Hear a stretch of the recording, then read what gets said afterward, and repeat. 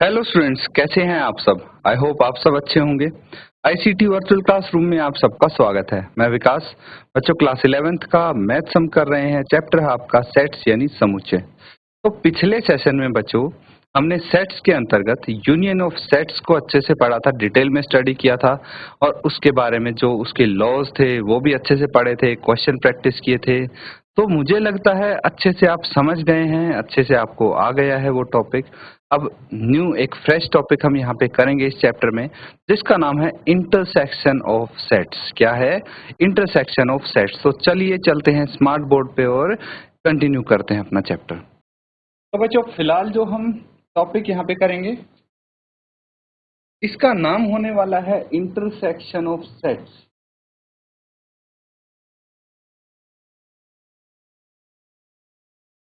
Intersection of sets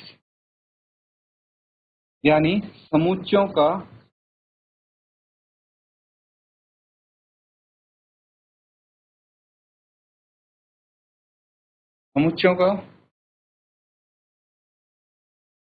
सर्वनिष्ठ।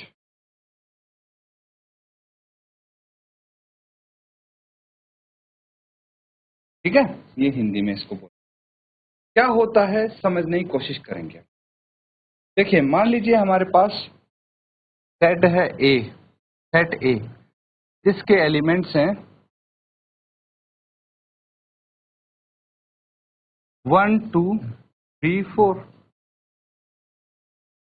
एक set B है, इसके एलिमेंट हैं 3 4 5 6। अब आपको डिफरेंस भी समझ में आएगा कि यूनियन ऑफ सेट और इंटरसेक्शन ऑफ सेट्स में क्या डिफरेंस है। तो अगर मैं निकालूंगा ए इंटरसेक्शन बी, अब इंटरसेक्शन का सिंबल ये होता है बच्चों, जैसे यूनियन का तो यू की तरह होता था, इंटरसेक्शन का ऐसे बनता है सिंबल, को ध्यान रखो। ठीक है, तो ए इंटरसेक्शन बी क्या हो जाएगा, यहाँ पे जो भी एलिमेंट्स इन दोनों सेट्स में कॉमन है, इंटरसेक्शन में है, वही आएंगे एलिमेंट। That's it. ये चीज अगर आप समझ गए तो बात बन गई। अगर मैं कोई यूनिवर्सल सेट बनाता हूं, ठीक है, जिसको यू का नाम दे दिया, यहाँ पे दो सेट हैं, सेट ए सेट बी। ठीक है, तो यहाँ पे 1 2 3 4 5 6 ये एलिमेंट्स हैं। तो जो इसके इंटरसेक्शन में एलिमेंट्स आ रहे हैं, कौन से एलिमेंट्स आ रहे हैं इंटरसेक्शन में? ये 3 और 4, ये कहलाएंगे A intersection B. This is known as A intersection B. समझ में आ गया ये वाला पोर्शन? तो इसको नोट कर लीजिए।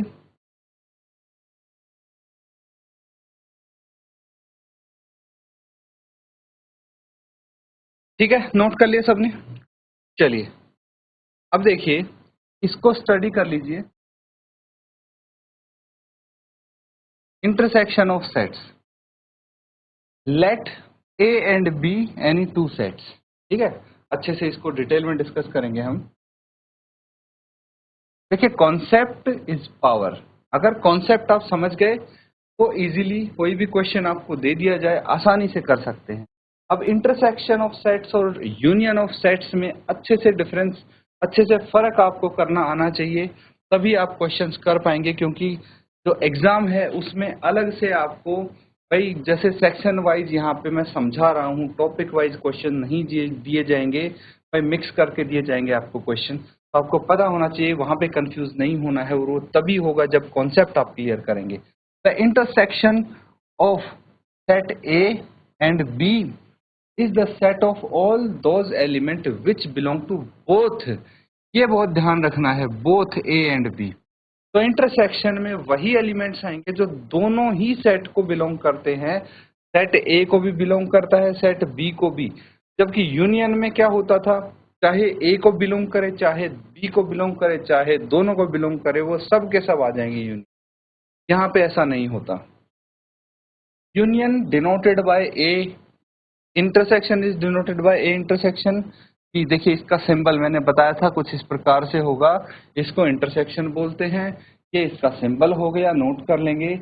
ए इंटरसेक्शन बी है मान लीजिए, तो क्या होगा, x such that x belongs to A and x belongs to B. तो जो इंटरसेक्शन है उसमें वो एलिमेंट ए को भी बिलोंग करना चाहिए, बी को भी, तभी इंटरसेक्शन हो पाएगा। The intersection of set A and B is represented by this diagram.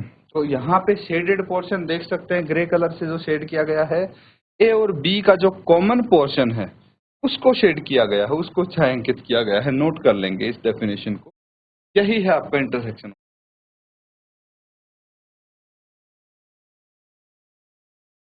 ठीक है भाई, ये समझ गए। कुछ क्वेश्चंस कर लेते हैं तो इजीली आप समझ पाएंगे अच्छे से। कुछ क्वेश्चन प्रैक्टिस कीजिए इसके।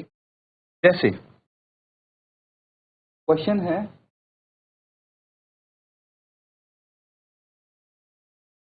एक्स है आपके पास 1 3 5, इसमें 3 एलिमेंट हैं, जबकि एक सेट वाई है जिसमें है 1 2 3 एलिमेंट।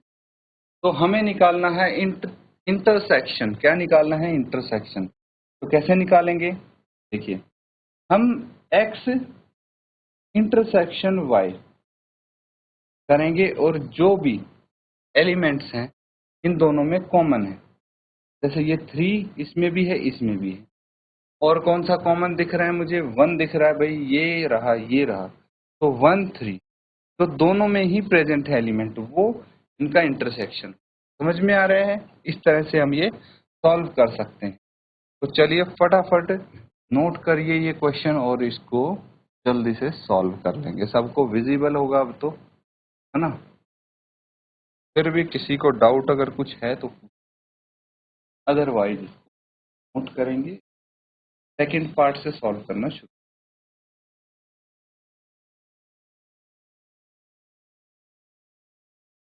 ठीक है बच्चों, फटाफट हम क्वेश्चन सॉल्व करेंगे। अब ध्यान से देखिए,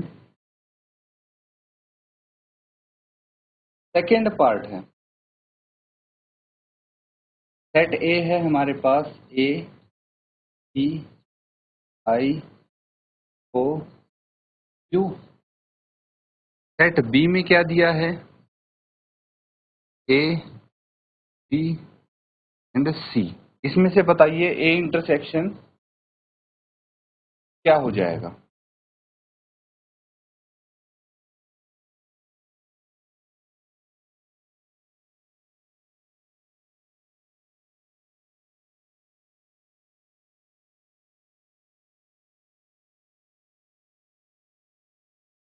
वेरी गुड।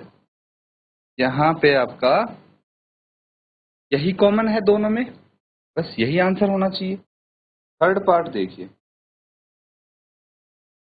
तीसरे पार्ट में क्या बोला है? ए। अब मैं डायरेक्ट यहाँ पे रोस्टर फॉर्म में लिखूंगा, सेट बिल्डर फॉर्म में गिवन है x such that X is a natural number and multiple of 3। तो एक्स क्या है? एक नेचुरल नंबर है और 3 का मल्टीपल है। 3 के मल्टीपल क्या होंगे? 3 6 9 12 15 एंड सो ऑन। ठीक है। सेट बी देखिए, क्या बोला गया है? X such that X is a natural number less than 6। अब 6 से छोटे नेचुरल नंबर कौन से होते हैं? 1 2 3 4 5, ये छोटे होंगे। अब मुझे बताइए, सेट ए इंटरसेक्शन बी क्या हो जाएगा? जो इन दोनों में कॉमन दिखेंगे। तो मुझे बस सिर्फ 3 कॉमन दिख रहा है इन दोनों में, तो यही इनका हो जाएगा A intersection B. A intersection B मतलब 3, है ना? चलिए नोट कर लेंगे। Fourth part,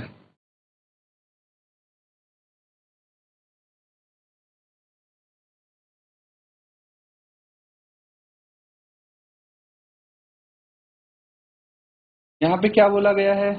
A is equal to X such that X is a natural number and 1 is smaller than X, 6 is greater than equal to X. तो x हमारा 1 से तो बड़ा होगा, यानी 2 3 4 5। क्या 6 भी इसमें आएगा?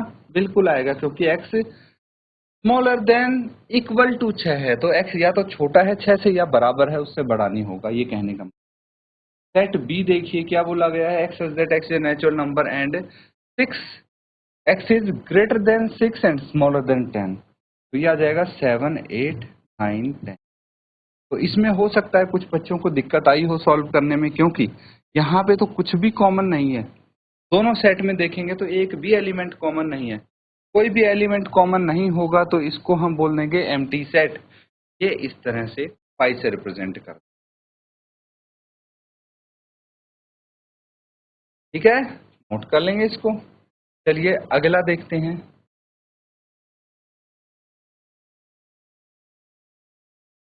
एंड लास्ट पार्ट है इसका। अब सेट ए है, इसके एलिमेंट गिवन है 1 2 3, लेकिन जो सेट बी है उसका तो कोई एलिमेंट है ही नहीं, एम्प्टी सेट है। तो ए इंटरसेक्शन बी भाई कॉमन भी क्या होगा, तो एम्प्टी सेट ही होगा। तो ये लिख देंगे हम फाई, ठीक है, नोट कर लेंगे।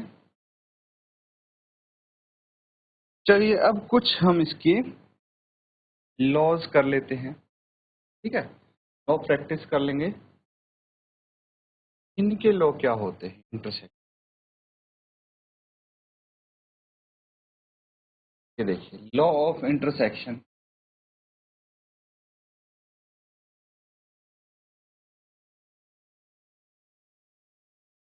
ठीक है, विजिबल है सबको। तो चलिए यहाँ पे भी 5 लॉ आपको देखने को मिलेंगे, कुछ सिमिलर से ही लग रहे हैं मुझे। तो क्या बोला है, laws of intersection of set, ठीक है। तो यहाँ पे सेट्स का जो इंटरसेक्शन है, 3 सेट लिए हैं हमने, सेट ए बी और सी। तो सबसे पहला बोला गया है अगर ए इंटरसेक्शन फाई है, जैसे अभी हमने किया था, है ना, एक एम्प्टी सेट था और एक आपका जिसमें एलिमेंट प्रेजेंट हैं, तो उन दोनों में कॉमन क्या होगा भाई, एम्प्टी सेट होगा, ऑब्वियस सी बात है, तो ये फाई आ जाएगा। This is identity law. अगला देखिए, यू इंटरसेक्शन ए, एक यूनिवर्सल सेट है, एक सेट ए है, तो ऑब्वियसली जो ए के एलिमेंट होंगे वही कॉमन होंगे, है ना।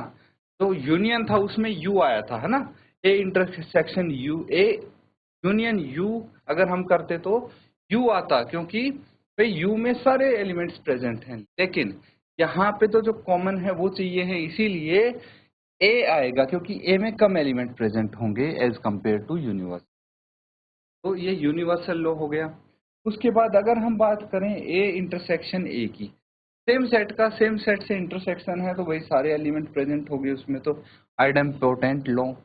फिर communicative law and associative law में क्या कहता है भाई, commutative law and associative law ये कहता है अगर हमने 2 सेट ले ली, सेट ए एंड बी, और हम करते हैं ए इंटरसेक्शन बी या बी इंटरसेक्शन ए, तो कोई अलग नहीं होगा, एक ही बात होगी। This is known as commutative law, ठीक है।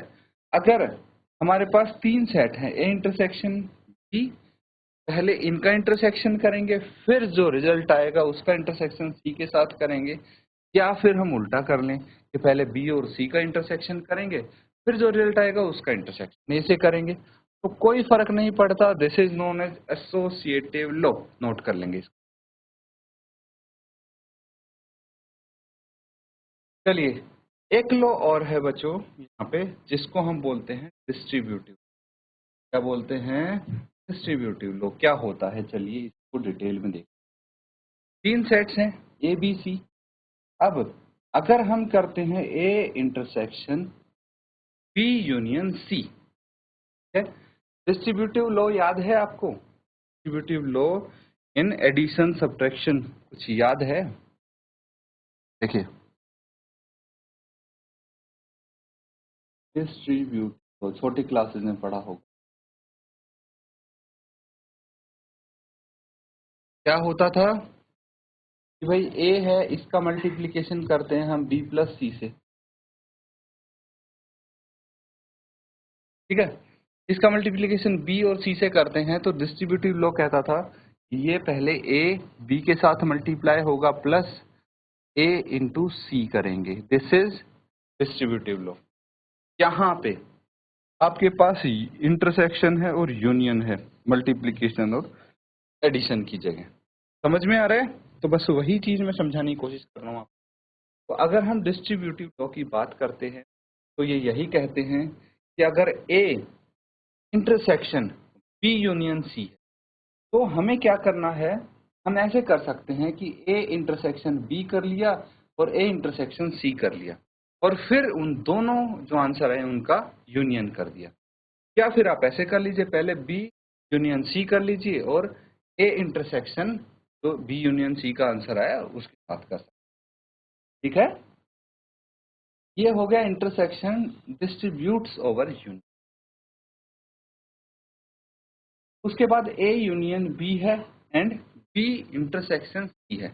तो इसमें हम क्या करेंगे, पहले ए का यूनियन बी के साथ और ए का यूनियन सी के साथ और दोनों रिजल्ट का इंटरसेक्शन।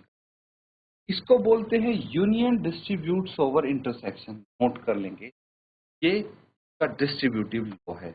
अब इनके ऊपर हम क्वेश्चंस प्रैक्टिस करेंगे नेक्स्ट सेशन में, लेकिन इन जो लॉ हमने किए हैं, इंटरसेक्शन है, यूनियन है, अच्छे से इसको स्टडी करना। ठीक है स्टूडेंट्स, आज हमने इंटरसेक्शन ऑफ सेट्स के बारे में स्टडी किया डिटेल में। इस सेशन में कुछ लॉ थे उसके जो हमने स्टडी किए, जैसे यूनिवर्सल लॉ, आइडम्पोटेंट लॉ, फिर एसोसिएटिव, कम्यूटेटिव और हमने डिस्ट्रीब्यूटिव लॉ भी पढ़ा। तो अच्छे से इनको रिवाइज करना है आपको। इसी के साथ आज का सेशन यहाँ पे एंड करेंगे। Thank you and have a nice day.